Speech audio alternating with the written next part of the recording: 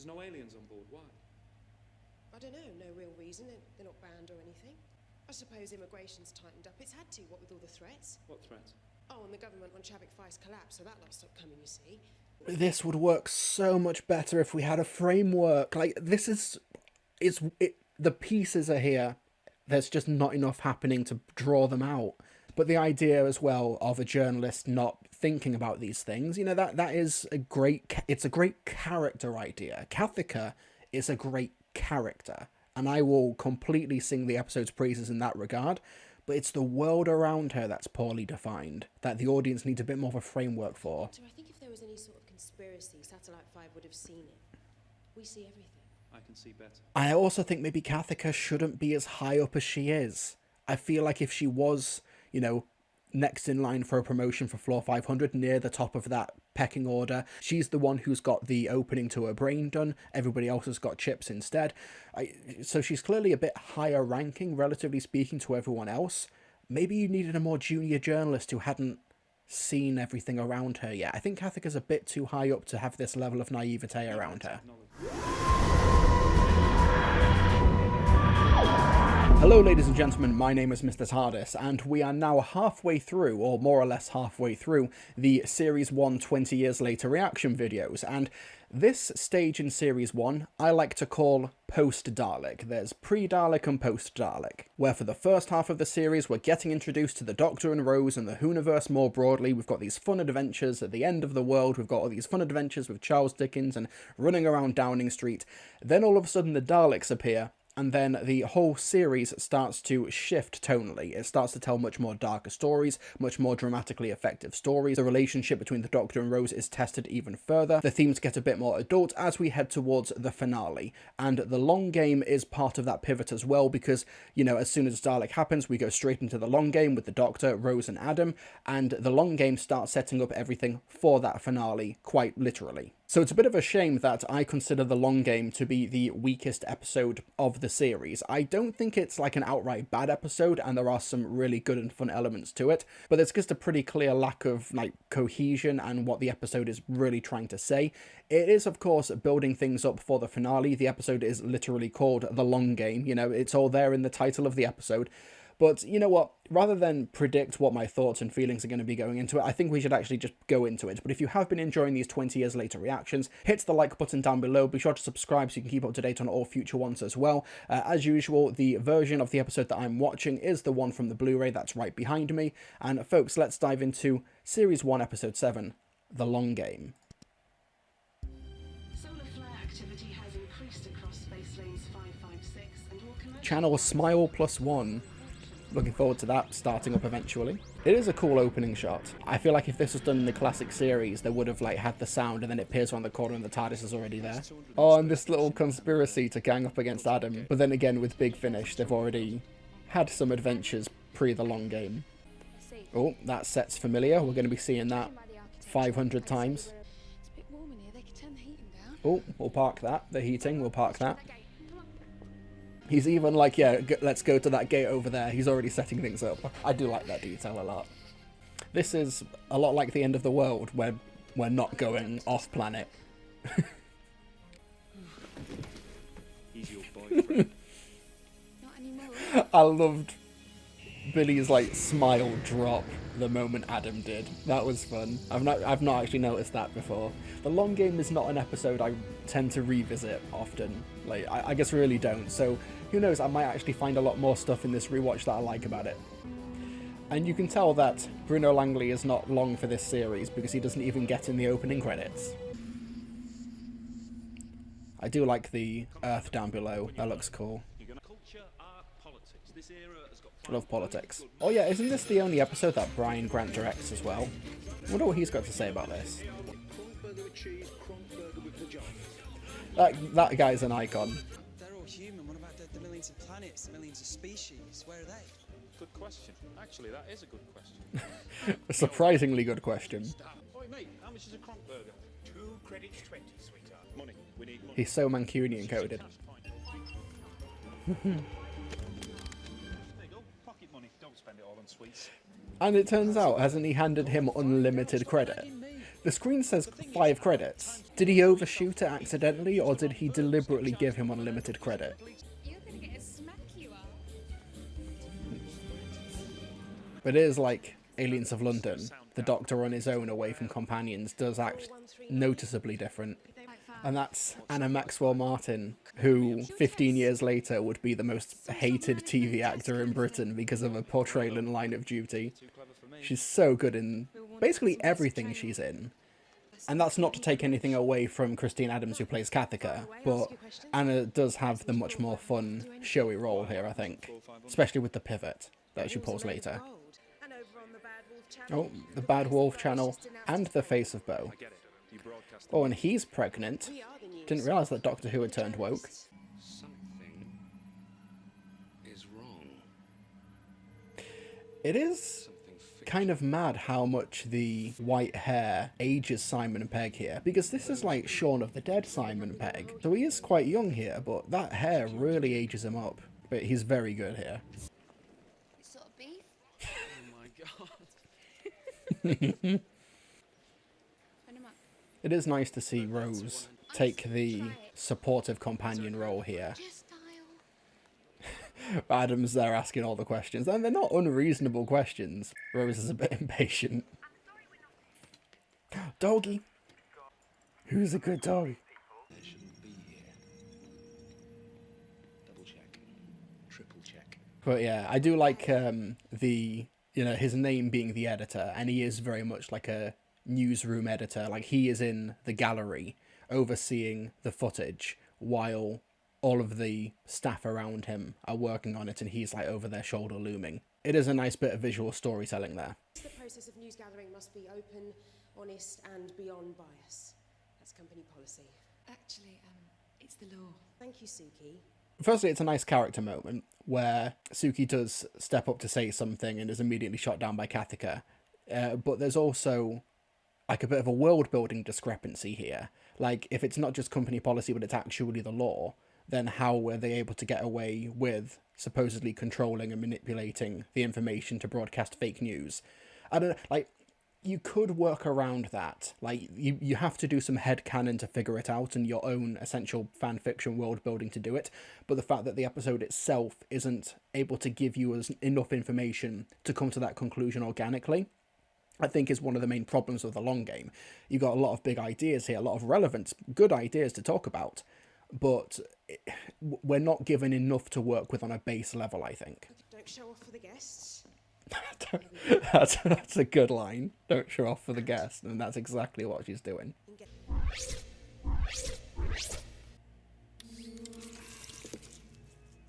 It is a cool idea. And spy. Compressed information streaming into it. Reports from every city, every country, every planet, and they all get packaged inside her head. Christopher Eccleston is very underrated when it comes to exposition, I think. Because to be a good Doctor actor, not saying that there are bad Doctor actors, but the ones that differentiate the good from the best, I think, are the ones who can manage the exposition. That's why I think David Tennant ranks so highly amongst fans, because he is so good at exposition, like unnaturally good. Eccleston is also very, very good at it, and I think scenes like this are an example of that. But we'll deal with it in a moment. I want to see if I actually remember the information correctly that the episode is given. The brain's the processor. As soon as it closes, she forgets.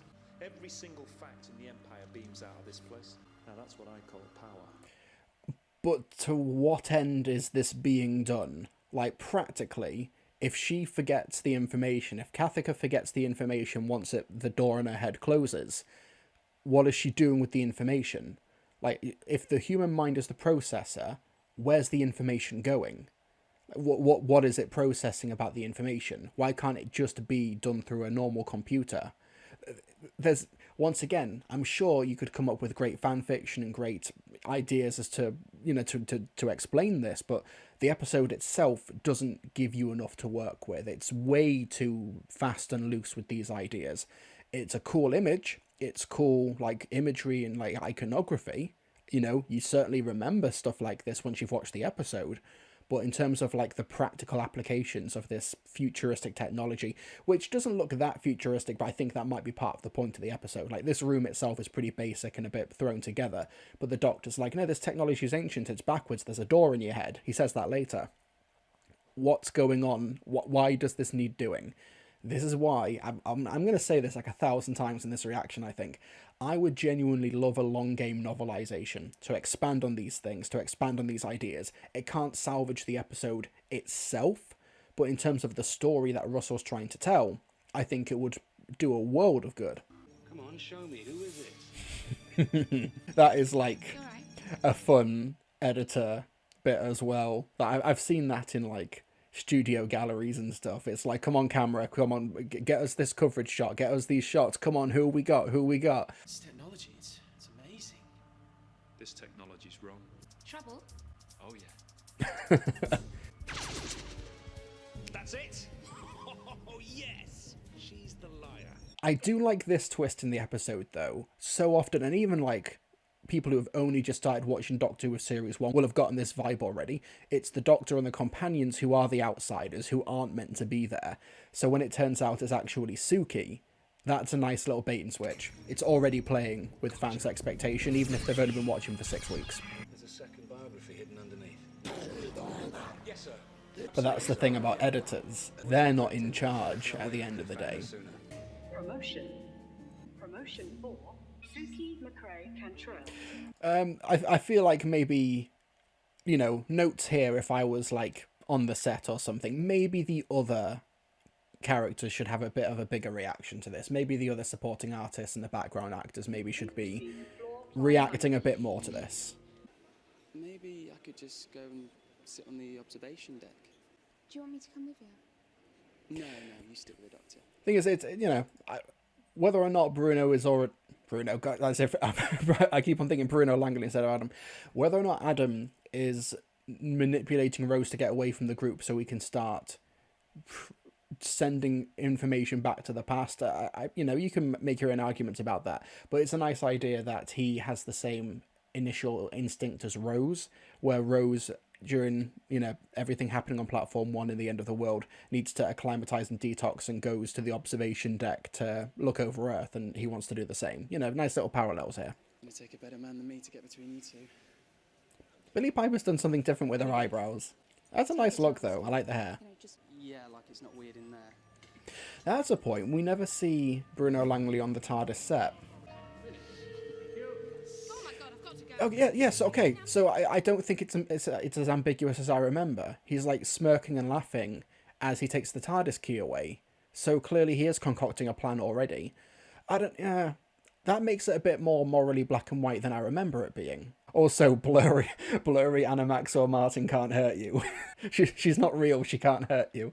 But yes, yeah, I don't know if I like that idea. I kind of like the idea of a companion learning that they can send this information back and learning gradually over the course of the episode, where it seems like that, you know, Adam Mitchell had a plan from the very beginning. I don't know, I think that sort of takes away the humanity from, you know, what little humanity the character had, really. I don't know. Sorry, say goodbye to Steve for me. I wonder who Steve is. Maybe Steve is like Shireen's direct descendant. See her again. Once you go to floor 500, you never come back. Yeah, I wonder if that's like also a bit of a commentary on, you know, news and current affairs, like progression upwards. Once you make your way further and further up and make your way further out of the departments. Like, I don't know how common it was in the early to mid 2000s. It's certainly more common now. That's the kind of the framework I've got to work with, because I wasn't following politics in the early to mid 2000s. I apologize. I was 12. But, you know, the idea now that you work at these news organizations so you can eventually get a job at government or something, and then you ultimately leave that job at government so you can do the speaking circuit for easy money. You know, we saw this. I forget her name. She was the one who was caught doing the COVID briefings and like laughing about the parties. Allegra Stratton, yeah. So this is the one where footage came out of her practicing answers to potential questions from journalists about these parties happening in Downing Street. Allegra used to work at BBC News, and then she leaves that job at BBC News to become a government propaganda spokesperson.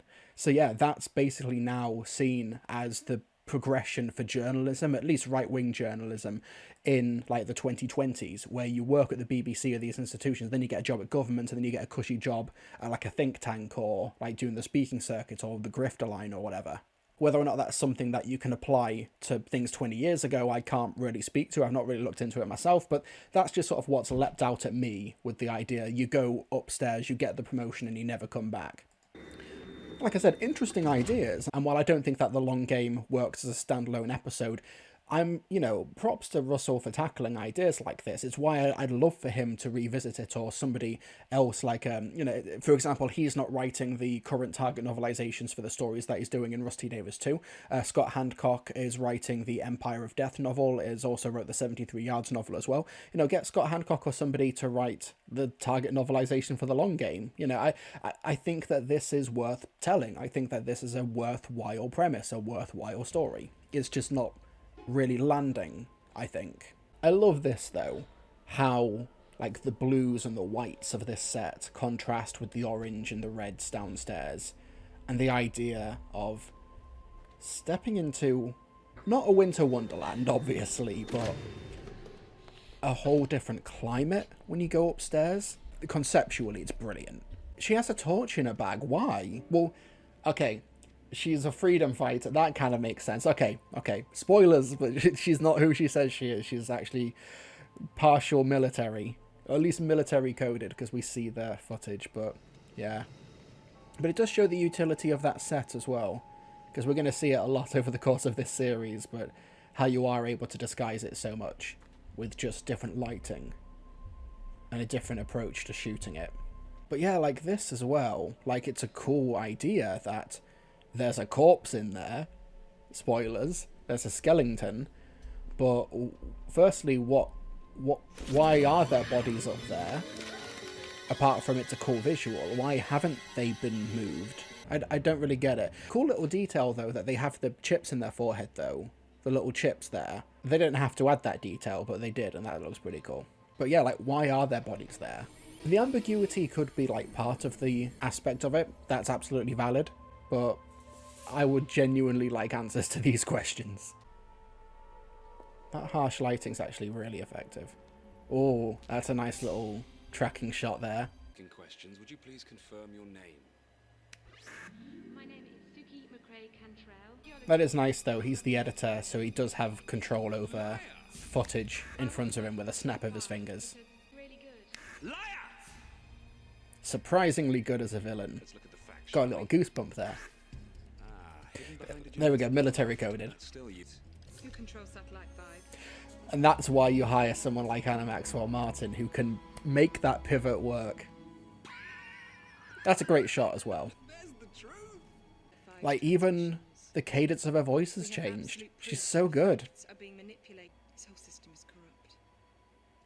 It reminds me a little bit of The Legend of Ruby Sunday, when you have Susan Triad releasing that new technology. She's doing that press conference to the United Nations of like Triad Industries or whatever. And it's all of this like progressive sounding language, this topical sounding stuff. But because we actually have no idea what the technology that Susan Triad is launching is. Have you ever noticed that about The Legend of Ruby Sunday? We never actually find out what on earth she's pitching, what on earth she's announcing. It's never said in the episode itself. So it kind of falls flat.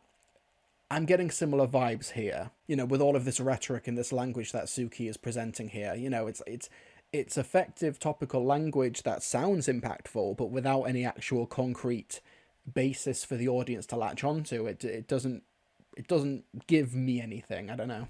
I'm gonna have to refer this upwards. That's nice as well, I think. This is actually genuinely clever, like, metaphor and storytelling. The idea that, yes, floor 500 is the top, but there's the creature that is the ceiling, that is the roof. I think that's really, really clever. This has always been your boss, since the day you were born. Yeah, the idea that you think that the government or the media organizations or whatever, they're the top of the food chain, but no, there's basically always another interest higher up the pecking order. I think that's really great. I think that's really clever. It's cinema. And if I was editing classic Doctor Who, that's where the cliffhanger would go. End the credits, do the big sting, hit the Murray Gold sting, credits. I might do some jigging around with the actual structure of the episode itself, because, for example, we're only 18.5 minutes in, so that might be a bit too early for the halfway point. But maybe while Suki is exploring upstairs and she finds the skeleton, I might cut to this, and then, once the end of this scene happens, cut back to Suki encountering the editor and then put the cliffhanger in. That's a video for another time. I'm going to park that idea. Oh, okay, maybe I was wrong. You know, I mentioned earlier that the Doctor only gave Adam 5 credits, but no, the 5 is Satellite 5. It's the logo of the building. So, what? Okay. Okay. I can admit when I was wrong. You know, I can backtrack on these things. Okay. You know, it's all part of growing. It's all part of learning. What is that blur? I know it's chroma green screen behind him, but why is he so blurry? I expect, like, the area around him to be blurry, but no, Adam himself is blurry. Look, they only give us 20 minutes maintenance. Can't you give it a rest? Yeah, it feels like, personally, look at 9, but, like, they shouldn't be using this set again. Like, I know that budget restraints and practical production logistics get in the way, but, you know, if it had a bit more money, if it was me up there making the creative decisions, they'd have another space for this. They wouldn't go back to the area that's supposedly being seen for maintenance. They'd have another space. It wouldn't be the catering area outside. It would be a separate office space, I think. Maybe like Kathika's actual office or an area adjacent to her office. Yeah, that's just something that leaps out to me. You're not management, are you? At last, she's clever. And, okay, this is also something that we're going to touch on later on, but especially when we get to the parting of the ways. But the Doctor, we talked about this in The Unquiet Dead, the idea that the Doctor is such a great observer who will be, you know, picking people apart in the background and sussing them out from the very beginning, like, regardless of who he's talking to or engaging with, whether it be Suki, whether it be Kathika, whether it be people like Mickey or Adam, etc. He will be sussing them out from the very beginning and figuring out in his own mind who's worthy, who isn't. With, you know, there is flexibility there. He does warm to Mickey, but the idea that he is sussing people out and prompting them and prodding them to make them better people. And this idea with Kathika as well, who ultimately is the one who saves the day. He can see potential in her, and he's trying to draw it out. There's no aliens on board. Why? I don't know, no real reason. They're not banned or anything. I suppose immigration's tightened up. It's had to, what with all the threats. What threats?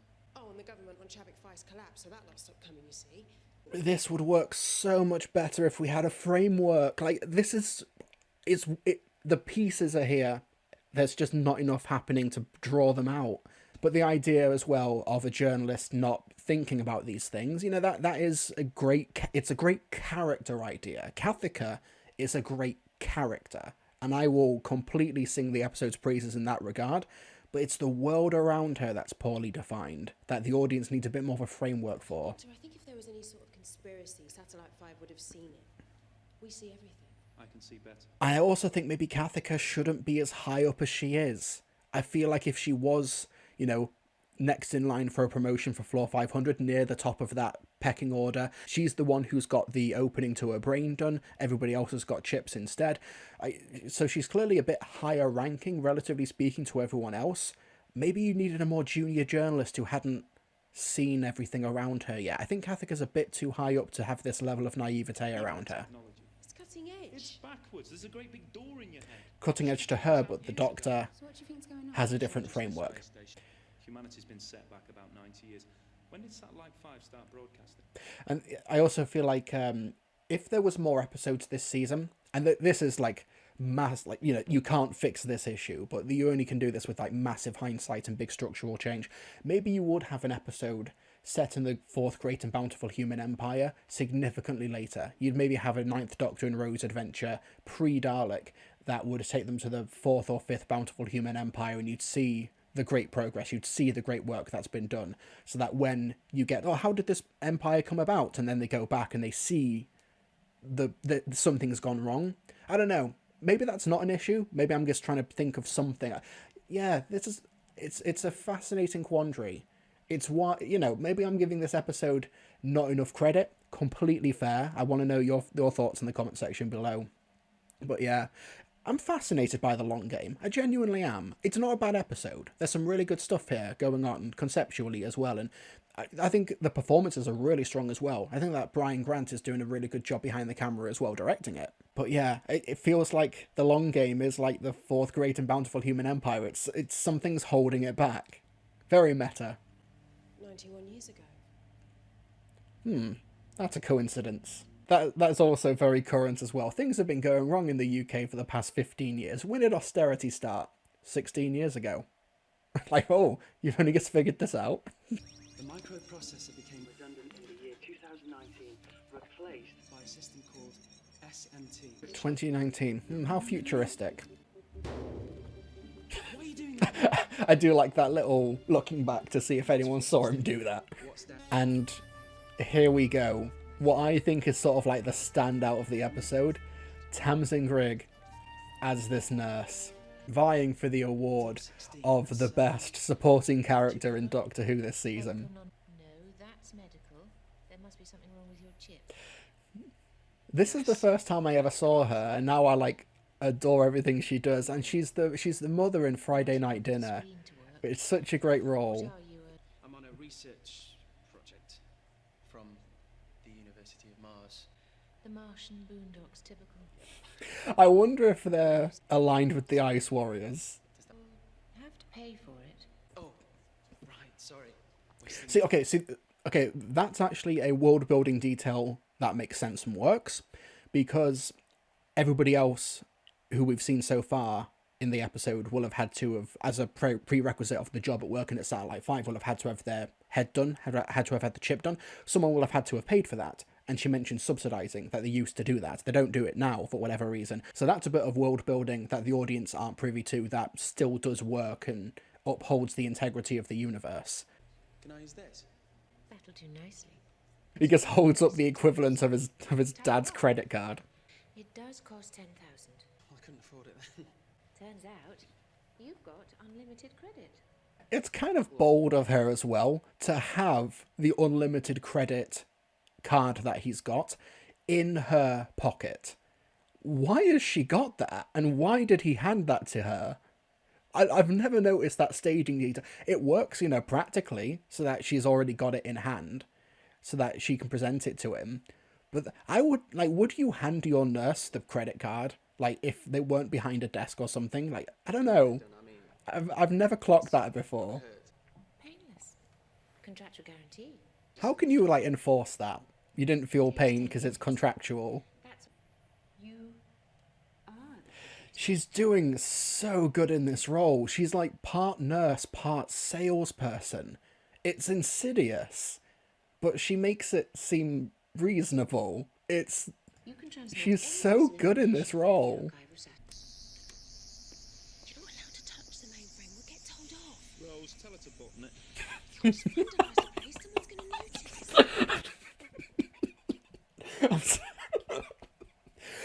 Kathika's right next to him, and he's still like, Rose, tell her to button it. You can tell, like, which of these episodes in this reaction series that I've watched recently and ones I've got a lot more distance to. This is one I've got a lot more distance to. That really caught me off guard. I apologise. That was undignified. Check him.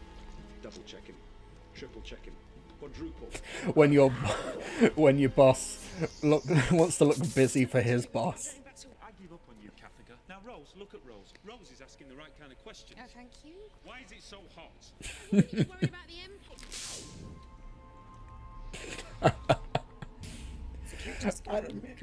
I'm surprised that Brian Grant's not done more with the series as well. I think he's doing a really good job at getting a really strong performance out of Eccleston. I don't know, like, maybe if there's some behind-the-scenes information I'm just simply not privy to, that's completely fine, but he's working really well with his actors here, I think. Well, who is he? What does that mean? And the contact lenses on the editor as well, though. That ice blue. And the fact that he is, like, so acclimatized to the freezing temperature, but he doesn't show it at all. The only thing they could do to make this illusion better is, like, if you could see his breath, like the steamy breath. That's the only thing that's not selling the full illusion here. But even so, I love how casual he is, despite the freezing temperature, to the extent that the corpses around him are able to be so upright. And yeah, they're so well preserved because of how cold it is. That's something I feel like if this story was made now, they'd either make the room itself cold, or they would do like CGI breath. I don't know. It might not look convincing. Maybe they tried it and it didn't work. The archive, the news, the stuff exchange. And once again, Observing Eccleston. That should be the Observing Eccleston. That sounds like the name of a biography or a documentary. How come it's giving you the code? Someone up there likes me. It makes sense why he'd be like that. He's surrounded by corpses and a big blob in the ceiling. I think he would appreciate the engaging adversary. I like that, the implied mirror. When you get in trouble, just don't involve me. Look, it's just you and me. Yeah, good. Aww. So the brain itself is not a great effect, but I love this detail. As he puts his finger over the metal panel, it does flatten and respond. That's great. And the tinny sound, that's cool. It's a pretty decent effect. And this gag, oh, this is genuinely funny. Frozen sick. And the fact that he didn't even consent to it.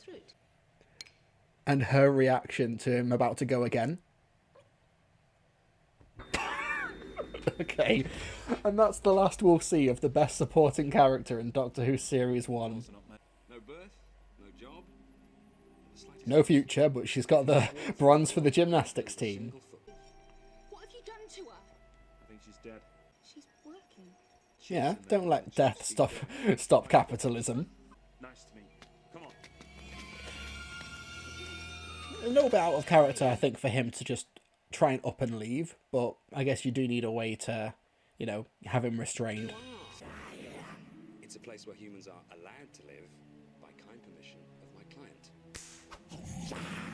Not a fan of the thwip sound effect, but yeah, that's the bloody Jagrafess as well. It's even got little eyes. For years I thought it didn't even have eyes, it was just the teeth, but yeah, those are eyes. Your master and humanity's guiding light. So, interestingly, the canonical name of the Jagrafess and the actual on-screen name are at conflict with each other because Simon Pegg mispronounces it in this take, which is absolutely fine, but he says Rattenfoe, it's actually Rodenfoe. Easy mistake to make, but there we go. I sure hope someone got fired for that blunder. The mighty Jagrafess of the holy Hadrajassic Maxoraptor. I call him Max. And okay, Max as well is not just a name plucked out of thin air. It is a pretty heavily veiled reference to Robert Maxwell, who was a big media mogul in the UK in the mid-20th century, who bought basically all of the press outlets that he could, including but not limited to the Daily Mirror, and is one of the big progenitors of the right-wing push towards media in the UK in the mid-20th century with the idea of undermining the post-war consensus. Also, he's the father of Ghislaine Maxwell, so, the evil apple doesn't fall far from the tree. So, just this little bop. Once again, another track not on the soundtrack. But this is nice as well. Kathika is now doing her own investigating. She's doing her own journalism. Create a climate of fear, and it's easy to keep the borders closed. It's just a matter of emphasis. Here's the thing again. It sounds, impactful and topical and profound, but do the people of Satellite 5 that we've seen eating their Kronk burgers and everything, are they afraid? Are they fearful? That's not the vibe I'm getting. The right word in the right broadcast, repeated often enough, can destabilize an economy, invent an enemy, change a vote. It's very, very true, but because we don't actually set foot on the Earth down below, we see this fully from the perspective of Satellite 5. It is not landing. Is a slave a slave? If he doesn't know, he's enslaved. Yes. Yes, yeah. The computer chip system allows me to see inside their brains. I can see the smallest doubt and crush it. That is like a nice extension of, modern day technology. The idea that because they have the chips in their heads as well, they actually will have control over it. Sort of in the way how algorithms can funnel people down certain specific rabbit holes on social media that are designed, these algorithms aren't, they don't manifest out of nowhere. They're designed by people, they're encouraged by people who make these systems. This is why Kablam doesn't work. Yeah, the system's bad, but someone designed the system to be bad. So yes, it's not the idea of how people exploit the system. People had to make the system in order to exploit it. That's the issue there. That's a nice little bit. Downstairs and all over the surface of the earth like they're so Is that a mirror, or is she actually by the side over his shoulder? The geography is not working here because we've seen the Doctor and Rose and even Suki earlier enter that room from behind where they're stood. Does the editor have a mirror in there, or is there a different entrance that we've just literally not seen? That's an issue with the geography. Jagrafess. But you couldn't have done this all on your own. I represent a consortium of banks. Money prefers a long-term investment. And that's probably the most cutting bit of commentary that this episode will have, with the context of Bad Wolf and the Parting of the Ways now, that it was actually the Daleks who installed the Jagrafess 100 years ago. The idea that capital accumulation ultimately concedes to fascism, out of all of the political ideologies that capitalism is most willing and ready to support, it will be fascism. That is a cool shot.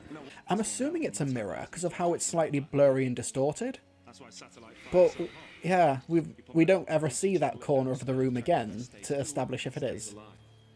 Satellite 5 is one great big life support system.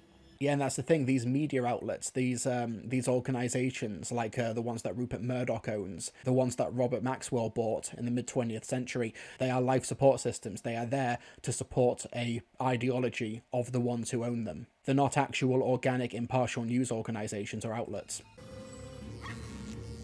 That's pretty freaky as well. The idea that the signals are actually travelling down the phone as well, to the extent that even the dog can see it. Yeah, that's a mirror. Why is there a mirror there? Other than the fact that... Well, no, that can't be a mirror, because otherwise we'd see Kathika behind... Yeah, the geography is all wrong here. Ooh. Ooh. The Jagrafess is learning something. But how does Adam even know that? Does Adam know that he's a Time Lord? Adam was not at the X-ray scene in Dalek when Van Staten was examining the Doctor. How does Adam know this, unless he had a massive info dump between Dalek and the Long Game, which isn't implied? Young Master Adam Mitchell. And this bit never rang true to me, what the Doctor's about to say. What the hell's he done? What the hell's he gone and done? Does the Doctor is right, but why he just immediately assumes the fact that Adam is doing this of his own free will? My initial instinct would be, oh, he's been kidnapped by the editor or his associates or whatever, forced to undergo the surgery process, and is now under duress giving them the information. But no, he's not given that benefit of the doubt at all, and that's a little bit out of character, I think. Compared to what you've seen in your TARDIS TARDIS. Well, you'll never get your hands. Simon Pegg, being a massive sci-fi fan, a big British sci-fi geek, probably massively geeking out over having to spell out TARDIS in character. Die first. Die all you like. I don't need you. I've got the key. That is actually a really good line. Die all you like. How is that happening as well? Is the Jagrafess telepathic? To the extent where it can manipulate and move stuff with its mind? And if so, why does it never demonstrate this anywhere else? They'll just trot right into the slaughterhouse if they're told it's made of gold. And this pointed, Kathika, take the hint. But yeah, and we don't know what about this technology allows Kathika to do this. What allows her to tear everything down from the inside just because she knows. It's a really weak infrastructure from Satellite 5 that one person who hasn't even had a promotion to Floor 500 is able to tear the whole system down with a pretty standard operating procedure. You should have promoted me years back. That's a Yas Queen moment, but if you had been promoted, you would be one of those corpses under the editor's rule. I don't think that line works. That's a very optimistic, like, pre-years and years Russell.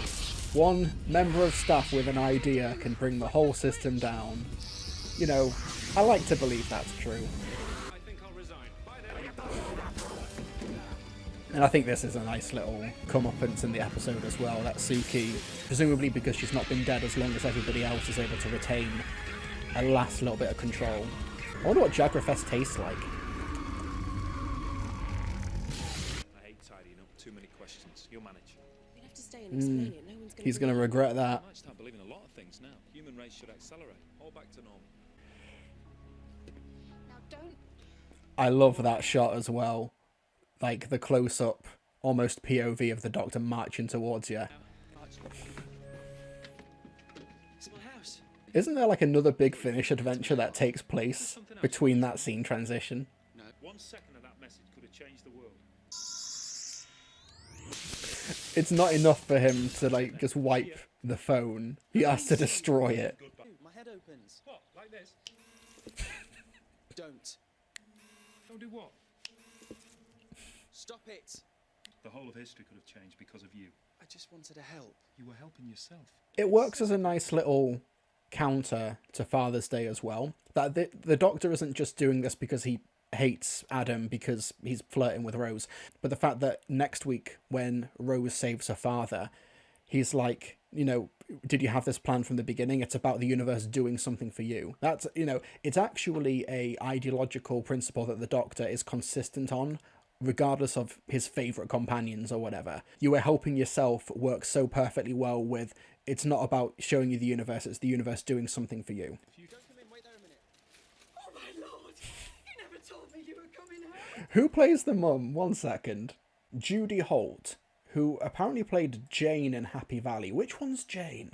No pictures are coming up on Google when I look up a character's name from Happy Valley. I recognise her from something. I don't know. Anyway, we're near the end. Oh, no, you're on your own. What's that noise? Time goes by like that.